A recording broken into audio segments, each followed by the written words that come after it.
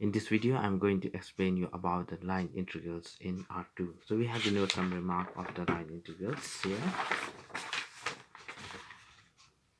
The first remark here says that, okay, the first remark here, integration AB fxy dx is equal to integration AC fxy dx plus integration CD fxy dx plus integration DB fxy dx. That means that if the points C and D are lying between A and B, then we can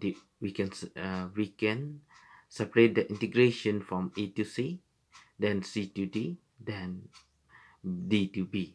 Okay, so the value what we ever get from by adding these three integrals will be same as in finding the integration from A to B directly. In the same way, we can, for integration of A to C fxy dx is same as integration C to A fxy dx. Okay, so I'm going to do this question here. So here we have this evaluate integration C 3xy dx minus y squared dy. So this is your function. This is a function f of xy. Okay, this is f of xy, where C is the curve in the xy plane. We have the curve y equal to 2x squared. So this is the upward parabola. So I have drawn an upward parabola. Okay, so we want to find from 0 to 0 to 1 to 1. From 0 0 to 1 to 2. Okay, we want to find. So we have this is from 0 0 to 1 2. So we want to find the value of this function on this curve. Okay, we want to find the value of this function on this curve. So what is the given curve here? From where we want to find the value of the function, it is y equal to 2x squared. From here, you try to differentiate this. Okay, you try to differentiate this.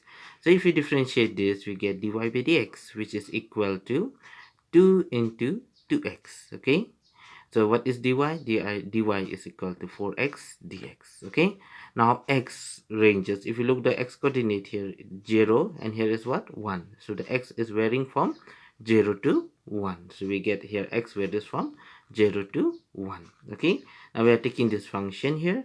Now we'll take the limit from 0 to 1. 3x. Okay, so we'll try to integrate with respect to x. So what we'll do, wherever y is there and dy is there, we'll try to replace with dx and x. Okay, wherever y is there, we try to replace with x by using the equation of the curve.